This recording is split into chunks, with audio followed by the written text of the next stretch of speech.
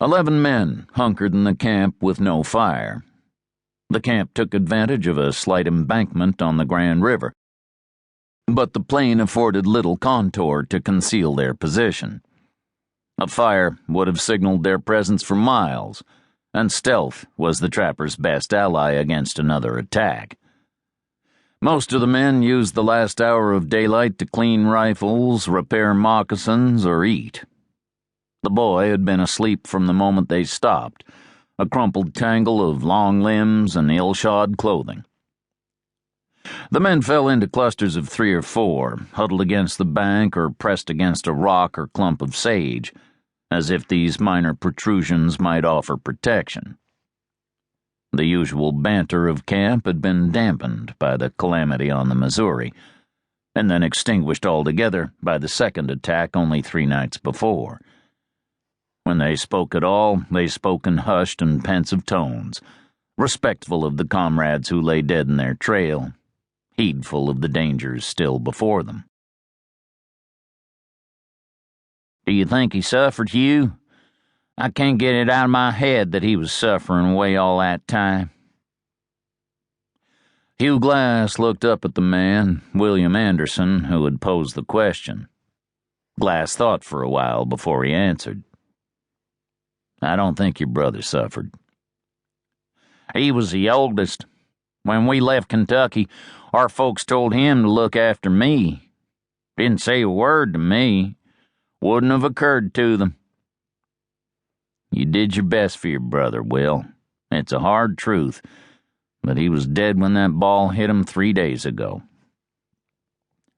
A new voice spoke from the shadows near the bank. "Wish we'd have buried him then, instead of dragging him for 2 days. The speaker perched on his haunches, and in the growing darkness his face showed little feature except a dark beard and a white scar. The scar started near the corner of his mouth and curved down and around like a fishhook. Its prominence was magnified by the fact that no hair grew on the tissue, cutting a permanent sneer through his beard. His right hand worked the stout blade of a skinning knife over a whetstone as he spoke, mixing his words with a slow, rasping scrape. "Keep your mouth shut, Fitzgerald, or I swear on my brother's grave I'll rip out your bloody tongue." "Your brother's grave? Not much of a grave now, was it?" The men within earshot paid sudden attention, surprised at this conduct, even from Fitzgerald. Fitzgerald felt the attention, and it encouraged him. "More just a pile of rocks. You think he's still in there, moldering away?" Fitzgerald paused for a moment, so that the only sound was the scraping of the blade on the stone. "I doubt it, speaking for myself." Again he waited, calibrating the effect of his words as he spoke them. "Course, could be the rocks kept the varmints off, but I think the coyotes are dragging little bits of 'em across." Anderson lunged at Fitzgerald with both hands extended.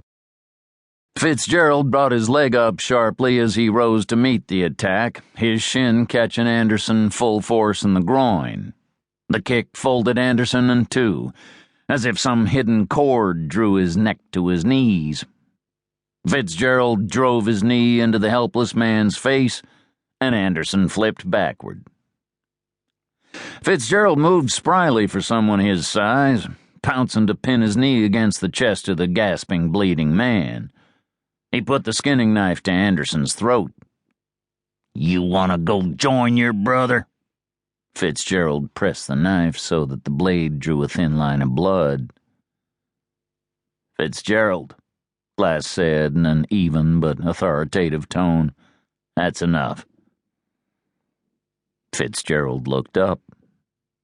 He contemplated an answer to Glass's challenge, while noting with satisfaction the ring of men that now surrounded him, witnesses to Anderson's pathetic position.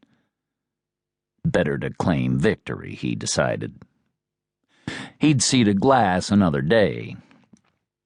Fitzgerald removed the blade from Anderson's throat and rammed the knife into the beaded sheath on his belt. "Don't start things you can't finish, Anderson. Next time I'll finish it for you. Captain Andrew Henry pushed his way through the circle of spectators. He grabbed Fitzgerald from behind and ripped him backward, pushing him hard into the embankment. "One more fight and you're out, Fitzgerald." Henry pointed beyond the perimeter of the camp to the distant horizon. "If you've got an extra store of piss, you can go try making it on your own."